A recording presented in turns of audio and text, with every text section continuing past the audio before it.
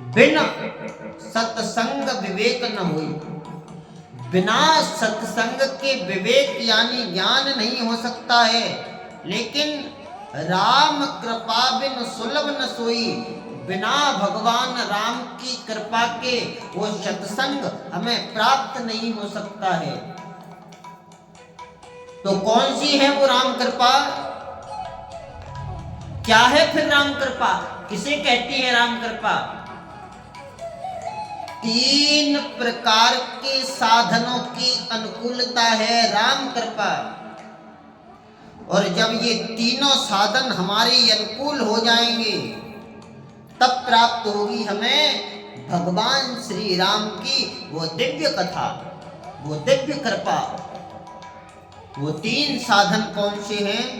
पहला मदिष्ट साधन, दूसरा क्रिया साध्य और तीसरा वलवद अनिष्ट। मदिष्ट साधन, क्रिया साध्य और वलवद अनिष्ट, जब ये 3 साधन हमारी अनुकूल हो जाएंगे तब मिलेगी हम और आपको राम कृपा। तो आइए समझें आज हम और आपकी ये 3 साधन कौन कौन से हैं। ये मदिष्ट साधन किसे कहते हैं? मदिष्ट साधन माने इच्छा की जागृति। क्रिया साध्य यानी हम और आप क्रिया करने में समर्थ हैं या नहीं। वलवद अनिष्ट, कोई अनिष्ट न होना। आया समझ में? नहीं आया? जैसे आपके इस आलेगांव दिल्ली के अंदर श्रीमद् भागवत महापुराण की दिव्य कथा का प्रसारण हो रहा है, ये दिव्य कथा का वाचन हो रहा है। लेकिन मदिष्ट साधन, अगर आपकी इच्छा नहीं होगी तो क्या आप इस कथा को श्रवण करने के लिए आएंगे? नहीं आएंगे। तो इच्छा की जागृति ये परमात्मा की सबसे बड़ी कृपा है। क्रिया साध्य यानी हम और आप जो क्रिया कर रहे हैं उसे करने में समर्थ हैं या नहीं। शरीर में कोई रोग तो नहीं है, शरीर में कोई विकार तो नहीं है, क्रिया हमारे अनुकूल है या नहीं। तो क्रियाओं की करने की सामर्थ्य प्राप्त करना ये दूसरी कृपा है परमात्मा की। और तीसरा है वलवद अनिष्ट। जैसे ही आपका मन हुआ आप चलकर के पांडाल के अंतर्गत आ गए, लेकिन तब तक घर से फोन आ गया, भैया चाचा जी का एक्सीडेंट हो गया है। तो उस वक्त आप वहां रहेंगे या हॉस्पिटल में जाएंगे? तुरंत निकल पड़ेंगे। क्यों? क्योंकि परमात्मा की ये कृपा नहीं मिली। क्रिया साध्य, क्रिया करने में समर्थ नहीं है, और ये परमात्मा की कृपा हम और आपको नहीं मिली। इसका सीधा तात्पर्य है बिन सत्संग विवेक न होई और राम कृपा बिन सुलभ न सोई। ये सत्संग बिना राघव की कृपा के हम और आप सबको प्राप्त नहीं हो सकता है। यही तो है राम कृपा। और क्या है राम कृपा?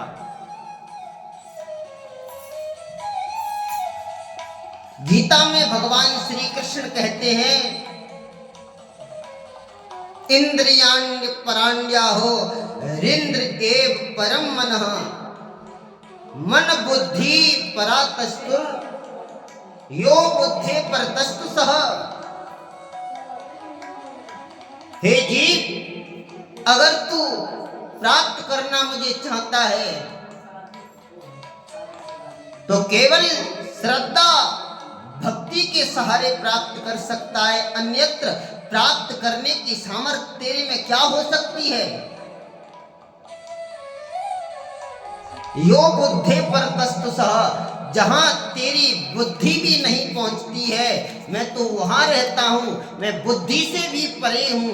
ये बुद्धि भी मुझे प्राप्त नहीं कर सकती है, ये बुद्धि भी मेरी खोज नहीं कर सकती है, तो फिर तू क्या खोज करेगा।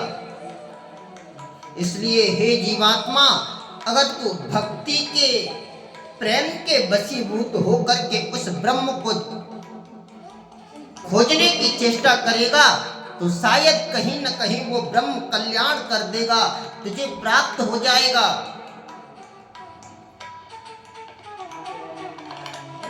उस समय आपको ज्ञात रहा होगा, कौरव और पांडवों का युद्ध चल रहा था, तो जैसे ही युद्ध की तैयारियां हुई तो वहां एक दिव्य चरित्र तुमने श्रवण किया होगा, जहां व्यक्ति धर्म को छोड़ करके मेरा तेरा में लग जाता है, बस वहीं उसका अनिष्ट प्रारंभ हो जाता है। वो धृतराष्ट्र जो नेत्रों से विहीन है और फिर भी वह धृतराष्ट्र संजय से कहता है, हे संजय, धर्म क्षेत्रे कुरुक्षेत्रे समवेतायुत्सव माम का पांडवश्चैव माम का पांडवाश्चैव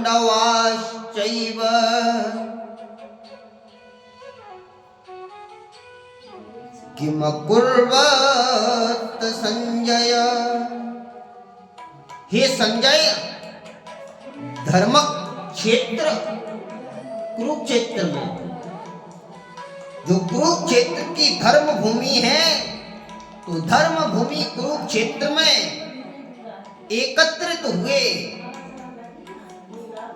समवेता युजोत्सव, वो युद्ध की इच्छा वाले माम काह, मेरे पुत्र, और यहां भेद उत्पन्न हो गया, पांडवाश्चैव, और पांडु के पुत्र। बोले मेरे पुत्र और पांडु के पुत्रों के मध्य में क्या हो रहा है, आप मुझे बताने की कृपा करें।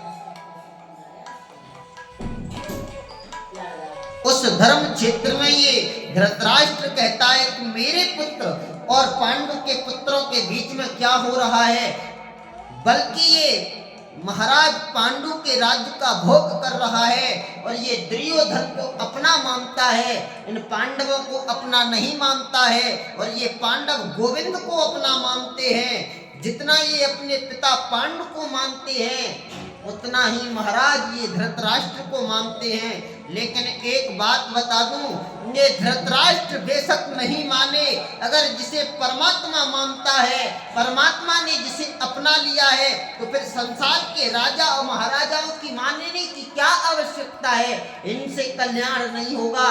जब वो ब्रह्म मानने लगेगा तो महाभारत जैसे युद्ध को भी ये जीवात्मा जीत जाएगा। संजय ने तो जहां तक कह दिया, दृष्टवात पांडवानीकम वियूणं दुर्योधनस्तदा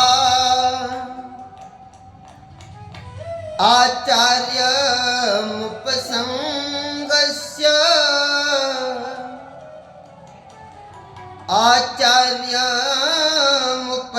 आचार्यमुपसंगम्य राजा वचनमब्रवीत्। संजय कहने लगे, महाराज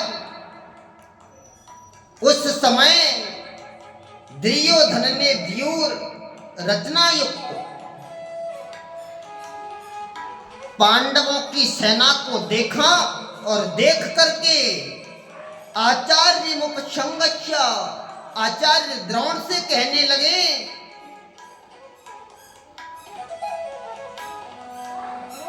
महाराज हे आचार्य, आप मुझे इतना बताने की चेष्टा कृपा करें, पश्यैतां पाण्डुपुत्राणाम् आचार्य महतीं च वियूढां द्रुपदपुत्रेण तव शिष्येण धीमता।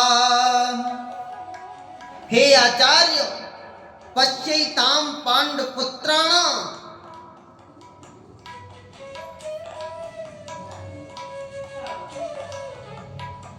हे आचार्य, जो आपके बुद्धिमान शिष्य द्रुपद पुत्र धृष्टद्युम्न द्वारा व्यूहाकार की खड़ी हुई यह पांडुपुत्रों की बहुत भारी सेना,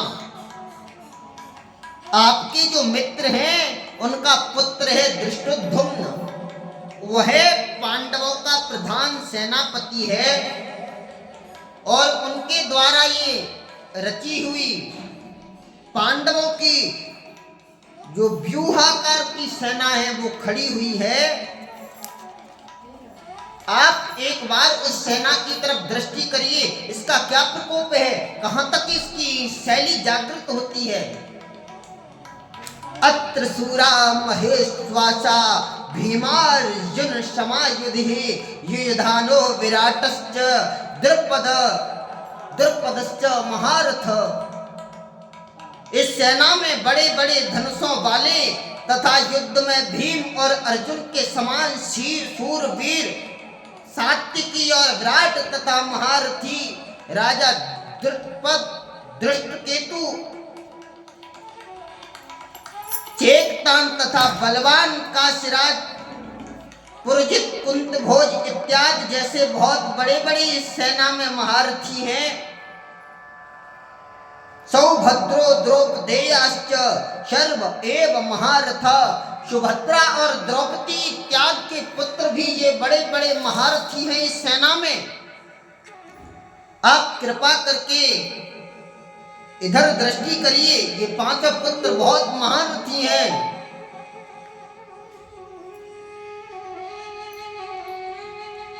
महाराज, जहां तक इतना कह दिया है ब्राह्मण श्रेष्ठ, अपने पक्ष में जो प्रधान हैं आप उनको समझ लीजिए। आपकी जानकारी के लिए मेरी सेना में जो सेनापति है उनको बतलाता हूं। भगवान भीमश्च कर्णश्च कृपश्च शमितिञ्जय अश्वत्थामा विकर्णश्च सौमदत्तस्थितैव च।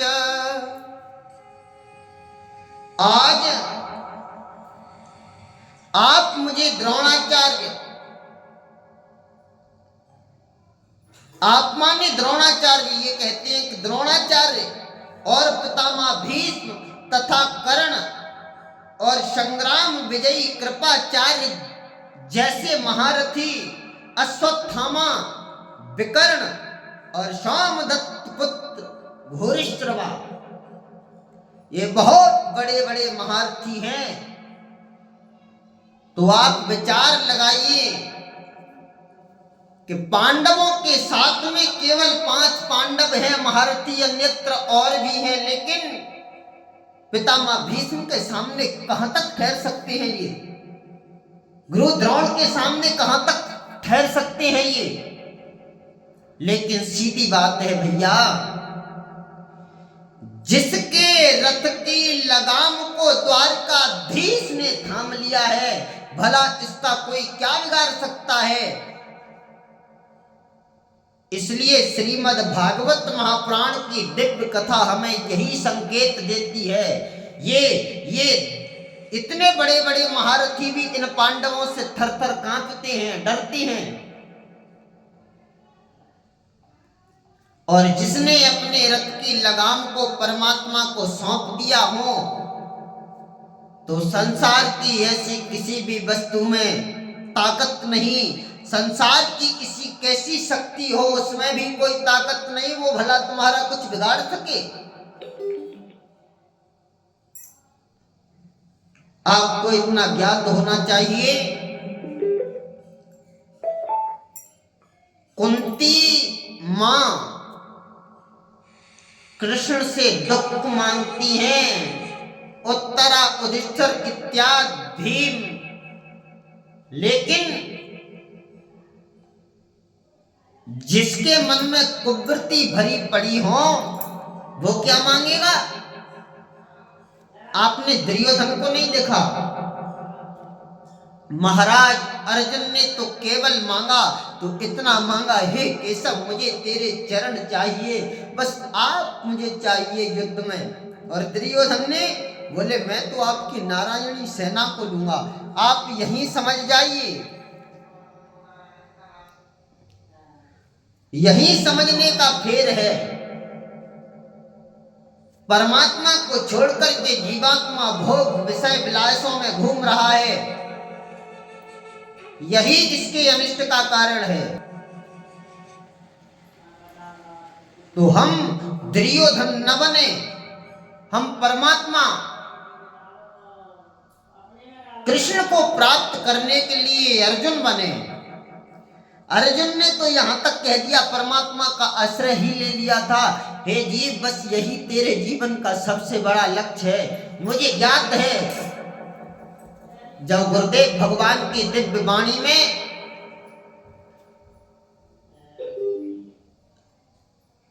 गुरुदेव भगवान एक श्री मद भगवत गीता का दिव्य प्रसंग श्रवण कराया करते थे। धर्म क्षेत्र वह धर्म भूमि कुरुक्षेत्र, जिसमें दिव्य युद्ध प्रारंभ है और दोनों सेनाएं आमने सामने खड़ी हैं। इधर से महाराज पांडव शंख बजा रहे हैं और उधर से कौरव शंख बजा रहे हैं। लेकिन मेरे भाई जब ये पांडव शंख बजाते हैं तो ये कौरवों की सेना थर थर कांप रही है, और जब कौरव शंख बजाते हैं तो कौरवों के शंखों की ध्वनि का पांडवों पर कोई असर नहीं है, हैं? गीता में लिखा है सघोषो धर्तराष्ट्राणाम हृदया निव्यदारयत् नभश्च पृथ्वीं चैव त्वमलोऽग्न्यनादयन्। समाने वह पांडव, समाने वह कौरव, सघोषो धर्तराष्ट्राणाम, उन शंखों की ध्वनि से धृतराष्ट्रों के पुत्र कौरव थर थर कांप रहे हैं। हृदया निव्यदारयत्, उनके भयानक शब्दों से आकाश और पृथ्वी में बहुत भारी गूंज हो गई है उन पांडवों के शंखों की ध्वनि से। तो हृदया निव्यदारयत्, उन शंखों की ध्वनि से इन कौरवों का हृदय विदीर्ण हो गया है। ये कौरव थर थर कांप रहे हैं और इधर पांडव शंख कौरवों के शंखों को श्रवण करते हैं, कौरव ये शंख बजाते हैं, तो कौरवों के शंखों की ध्वनि से पांडवों पर कोई असर नहीं है। इसका मतलब ये नहीं है कि महाराज कौरव कम बलवान है और पांडव ज्यादा बलवान है। नहीं नहीं नहीं, अरे मेरे भाई अर्जुन क्या बलवान है। उधर अर्जुन के गुरु द्रोण शंख बजा रहे हैं, पितामह भीष्म शंख बजा रहे हैं, महारथी कर्ण शंख बजा रहे हैं, दुर्योधन, कृपाचार्य, अश्वत्थामा जैसे महारथी, दुशासन तो फिर इन पांडवों पर कौरवों की शंखों की ध्वनि का असर क्यों नहीं हो रहा है? क्यों मेरे भाई, इन्होंने अपनी रथ की लगाम को द्वारकाधीश को सौंप दिया है। ये गोविंद के चरणों में बैठे हैं, इनके रथ की लगाम को वो कृष्ण, वो जगत का ईश परमात्मा पकड़े हैं। और जो परमात्मा के चरणों में बैठा होगा, भला उसे क्या चिंता हो सकती है? उसका ये कौरव क्या बिगाड़ सकते हैं?